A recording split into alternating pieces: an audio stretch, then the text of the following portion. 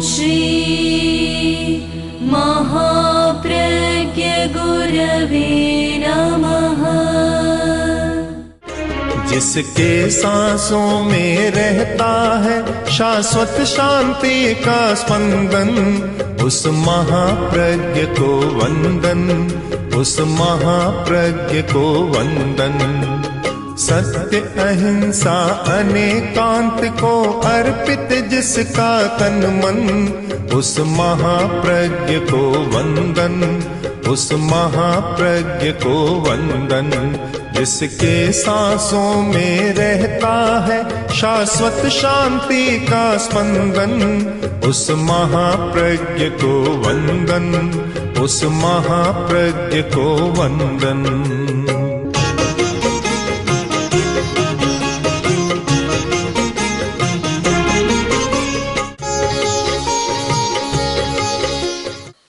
अहिंसा के बारे में कुछ कहूँ, मन होता है कुछ कहूँ और फिर मन होता है कि क्यों कहूँ। जो हमारा स्वभाव है, हिंसा मनुष्य का स्वभाव नहीं।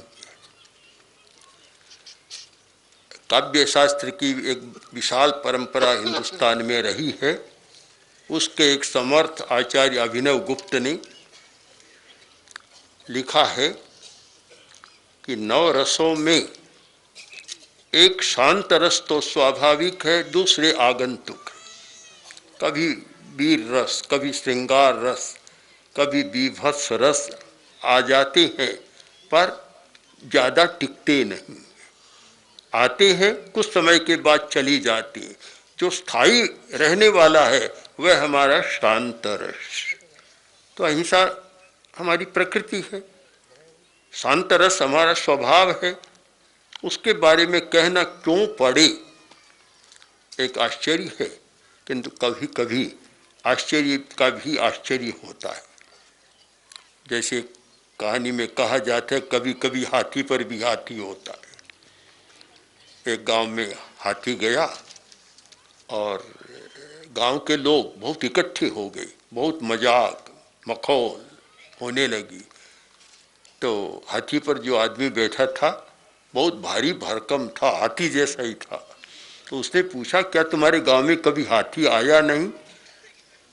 तो लोगों ने कहा, बहुत आते हैं। तो फिर इतनी मखौल क्यों, इतनी मजाक क्यों? कि हमने हाथी तो देखा है, पर हाथी पर बैठा हुआ हाथी नहीं देखा, आज ही देख रहे हैं।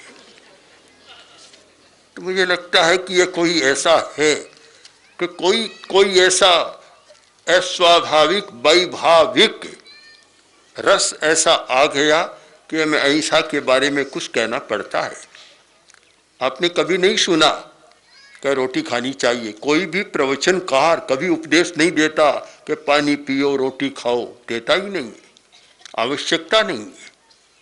क्योंकि भूख लगती है, अपने आप आदमी खाता है, मनाही करे तो भी खाता है। पानी मत पियो, अगर कोई कह दे तो भी पानी पीता है, क्योंकि जो स्वभाव है उसके लिए उपदेश की, प्रवचन की आवश्यकता नहीं होती। मुझे तो इस बात का आश्चर्य है कि अहिंसा के लिए भी कुछ करना पड़ता है। अहिंसा हमारा स्वभाव है, किंतु उसके साथ साथ कुछ मनुष्य के ऐसे आवेश हैं, आवेश क्रोध का, अहंकार का, लोभ का, और उससे उपजे हुए प्रासंगिक आवेश बन गए, जातीयता का, सांप्रदायिकता का, आदि आदि ये आवेश बन गए। और उन आवेशों के कारण आदमी हिंसा पर उतरता है।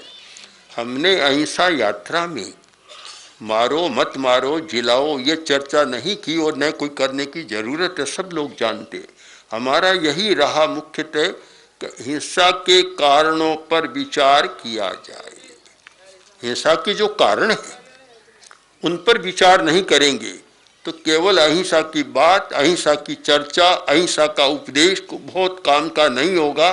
केवल श्रव्य, श्रुति प्रिय होगा, श्रव्य होगा, किंतु आचार्य नहीं होगा, आचरण में नहीं आएगा, क्योंकि उससे परिवर्तन नहीं होगा। जब तक कारणों का निवारण न करे हमारी दृष्टि में मुख्य कारण रहा मनुष्य का आवेश, इमोशन, उस पर कंट्रोल नहीं, एक बड़ा कारण है। दूसरा कारण रहा पारिस्थितिक कारण, उसमें ये लोभ तो है ही, महत्वाकांक्षा है, और साथ साथ में एक और इतनी गरीबी, इतनी भूखमरी कि रोटी के अभाव में आदमी बहुत अपराधों में चला जा रहा है, बहुत हिंसा कर रहा है। मुंबई में एक भाई आया जो बड़ा हट्टा कट्ठा, डील डोल में भी लग रहा था, और उसने कहा मैं डाकू हूँ।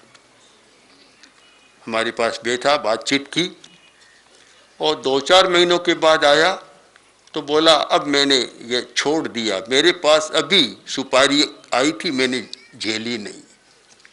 आप तो सुपारी खाते होंगे, हर वहाँ सुपारी का अर्थ दूसरा होता है, शब्द का वाच्यार्थ भी बदल जाता है। लाख रुपया देते हैं चाहे जिसकी हत्या करा दो, सुपारी दी जाती है। तो इतना जो अपराध, हिंसा ये बढ़ रही है, इस पर हम विचार करें।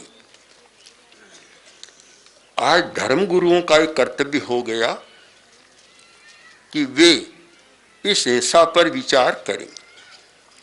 मानवाधिकार की बात भी है, दूसरे भी अनेक प्रयत्न चल रहे हैं, किंतु सबसे ज्यादा इस पर कोई कार्य कर सकता है अगर धर्मगुरु ध्यान दें तो हिंसा के बहुत कारणों का निवारण हो सकता है।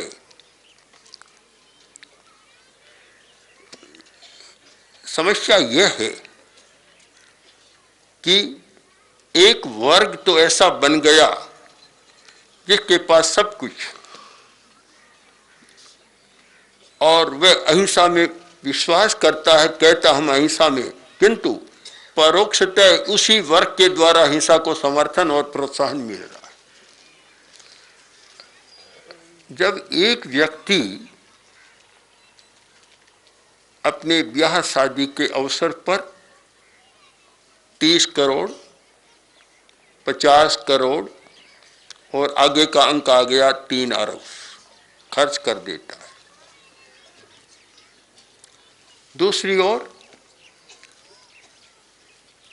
30 करोड़ 40 करोड़ लोगों को पूरा खाने को भी नहीं मिलता, क्या आप सोचते हैं प्रतिक्रियात्मक हिंसा नहीं होगी? इसको रोक नहीं सकते।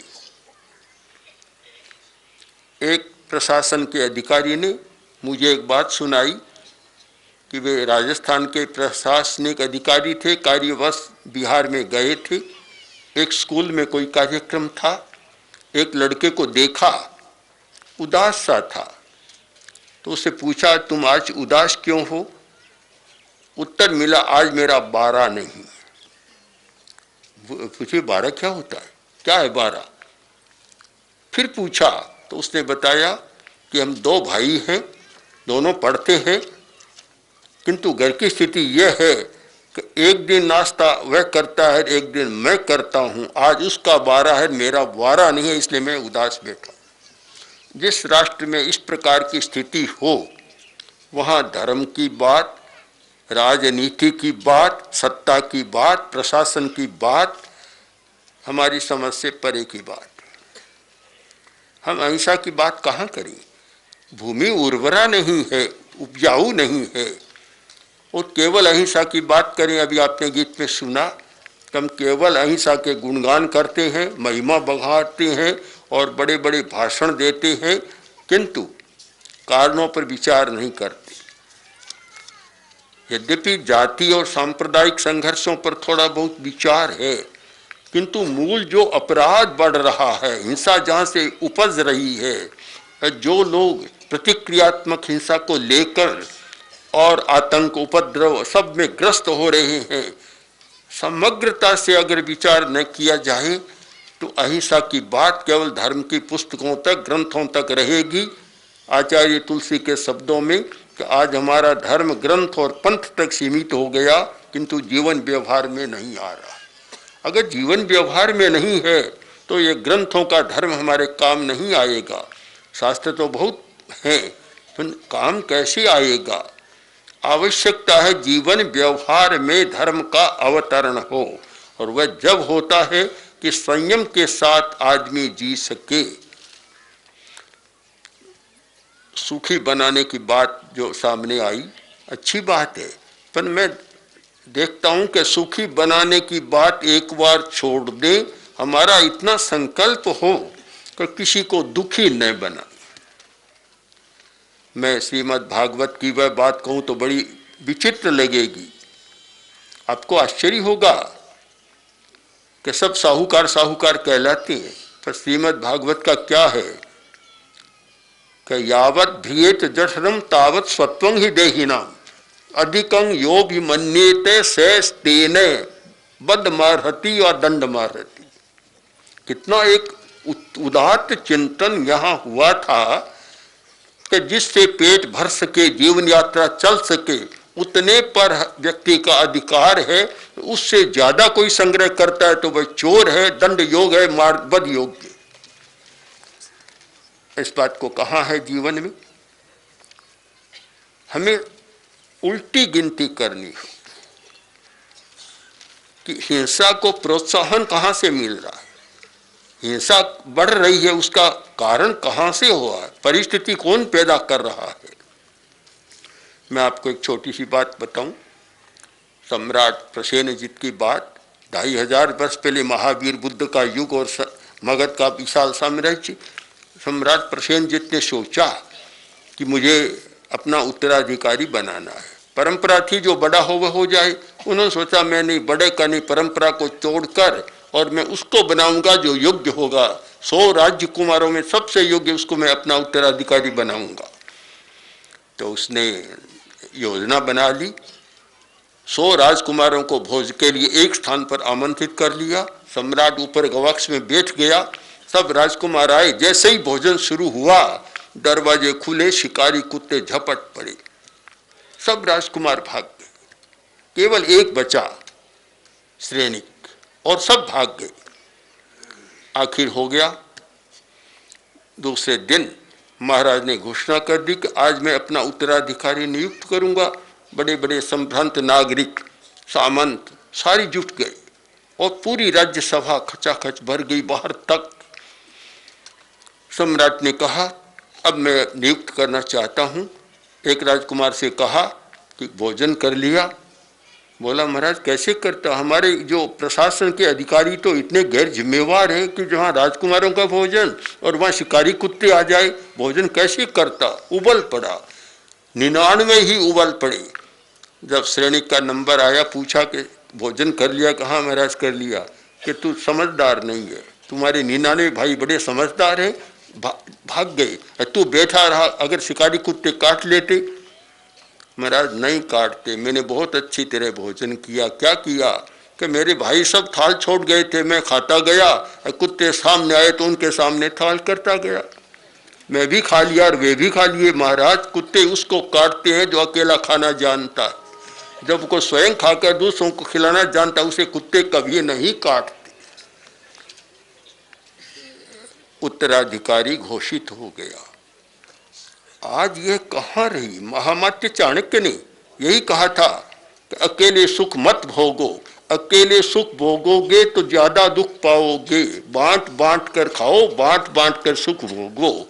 हम इस बात को भूल गए और केवल औपचारिक बाहरी बातों में हम अहिंसा की खोज कर रहे हैं और सोचते हैं कि अहिंसा का विकास नहीं हो रहा है। संभव नहीं है। आप सचमुच आज गंभीर परिस्थिति पर गंभीर चिंतन की जरूरत है, तब यह होगा। हमने इस दृष्टि से एक कार्यक्रम शुरू किया, अहिंसा प्रशिक्षण।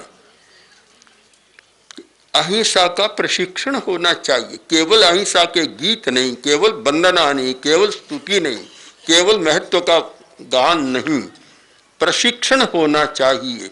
बचपन से ही जब अहिंसा के प्रशिक्षण और अहिंसा के संस्कारों का बीजारोहण हो, तब कोई अहिंसा पनप सकती है। ये सारी बातें आ सकती है।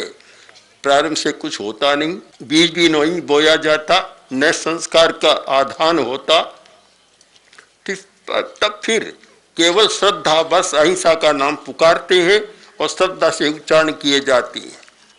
आज जरूरत है अहिंसा के प्रशिक्षण की, कि हम यहाँ से प्रस्थान कर जाए, किंतु अहिंसा के प्रशिक्षण का काम शुरू करें तो प्रतिदिन प्रशिक्षण चलेगा और प्रतिदिन वह लोटा मांजा जाता रहेगा, कभी वह मेला नहीं होगा। बहुत आवश्यक है, बहुत आवश्यक। हमने जो प्रयत्न किया, और यही एक मंच हमारा अहिंसा समवाय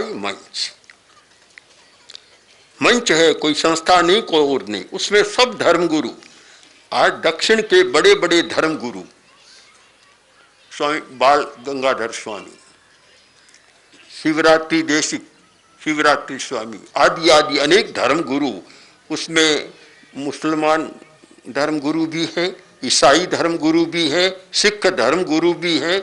सब वहाँ मिलकर और इस बात कार्य को आगे बढ़ा रहे हैं और हो रहा है। और इस कार्य में राष्ट्रपति भी हमारे पूरे साथ हैं। तो हम सब मिलकर एक चिंतन कर रहे हैं कि किस प्रकार एक एक गांव में अहिंसा का प्रशिक्षण दिया जाए और साथ साथ में रोजगार का प्रशिक्षण भी दिया जाए, जिससे स्वावलंबी बनकर और वे अपना जीवन जी सके। स्वदेशी की बात चलती है, किंतु प्रशिक्षण के बिना उसे भी आगे कैसे बढ़ाया जाए। इसलिए आज प्रशिक्षण की जरूरत है, ट्रेनिंग का युग है कि ट्रेनिंग हो, केवल बातों से नहीं, अभ्यास हो, प्रयोग हो, व्यावहारिक विधियां हो। तो मैं चाहता हूं हमारे श्रोता बैठे हैं, श्रावकगण भी बैठे हैं, योजना में मुख्य भाग अहिंसा प्रशिक्षण का रहे, उसके शिविर चले और सब लोगों में, बड़े लोगों से लेकर और अंत्य छोटे से छोटे समाज के वर्ग तक वह प्रशिक्षण का काम चले और सब में एक ऐसी भावना पैदा हो जिससे स्वावलंबन आए, हिंसा कम हो, हिंसा को प्रोत्साहन न मिले और अनावश्यक हिंसा रुक जाए। मैं तो मानूंगा कि अगर अजमेर को वैसा बनाना है तो एक संकल्प करे कि अनावश्यक हिंसा नहीं होगी। दहेज भी अनावश्यक हिंसा है, गर्भपात भी अनावश्यक हिंसा है, और बड़प्पन का प्रदर्शन करना अनावश्यक हिंसा है। कि जहां लाख आदमियों को खाने को न मिले और 5000 आदमी ऐसा प्रदर्शन करे कि हिंसा न हो तो हिंसा की भावना पैदा हो जाए। और समझते हैं कि आज तो सब पढ़े लिखे लोग होते हैं, पुराने जमाने में तो गांव के लोग या गरीब लोग पढ़ते नहीं थे, आज तो सब पढ़े लिखे हैं। उनमें कैसे प्रतिक्रिया नहीं होगी, इस पर गंभीरता से चिंतन करें।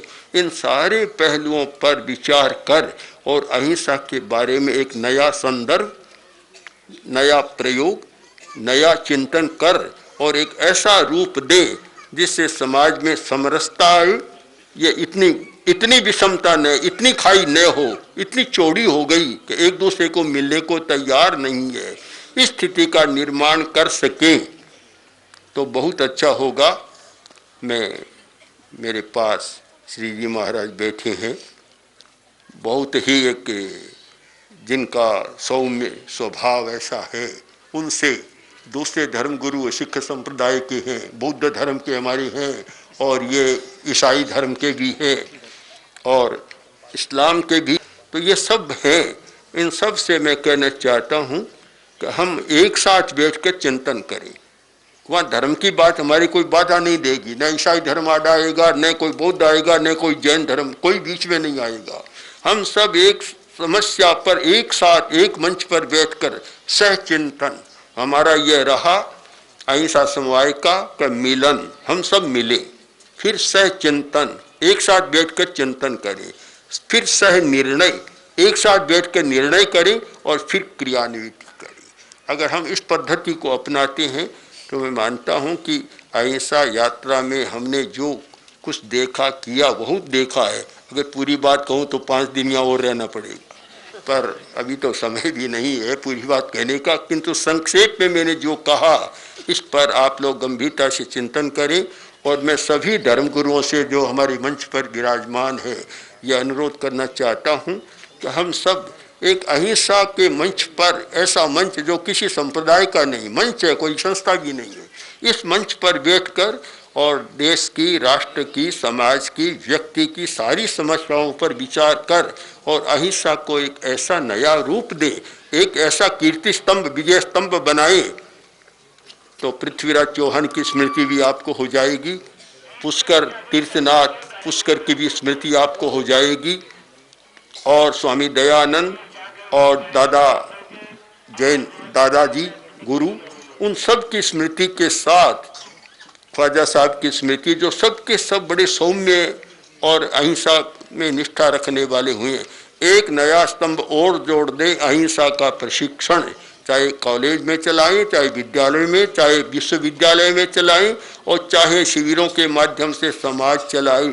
जिस दिन यह कीर्ति स्तंभ स्थापित होगा, आपका अजमेर, अजमेरू एक नया तीर्थ स्थापित हो जाएगा। और अहिंसा का तीर्थ, आज एक अहिंसा का तीर्थ और स्थापित कर सके, तो मैं मानता हूं कि इतने धर्म गुरुओं की सन्निधि का आपको जो लाभ मिला, सुनने को मिला, उससे और अधिक एक उज्जवल आभा वाली स्थिति आपकी बनेगी। ओम। आचार्य महाप्रज्ञ 20वीं 21वीं सदी के अतुलनीय दार्शनिक, अद्वितीय विचारक, विलक्षण साहित्यकार, अद्भुत प्रवचनकार तथा जन उद्धारक थे। उनके सृजनशील चिंतन कल्याणी वाणी ने प्रत्येक व्यक्ति के हृदय में एक स्थान बनाया।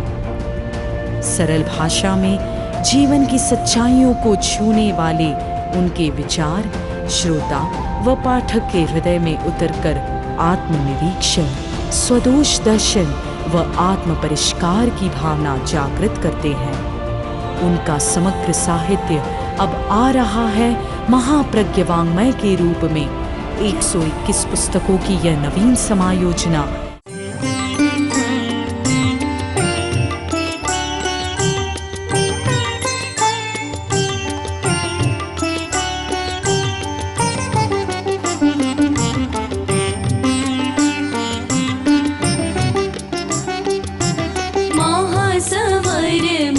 प्रज्ञ गुरुवर अर्घ्य आस्था काय चढ़ाए, अमल ध्यानी विशद ज्ञानी, अमर है तेरी ऋचाए। महासमर महाप्रज्ञ गुरुवर अर्घ्य आस्था काय चढ़ाए।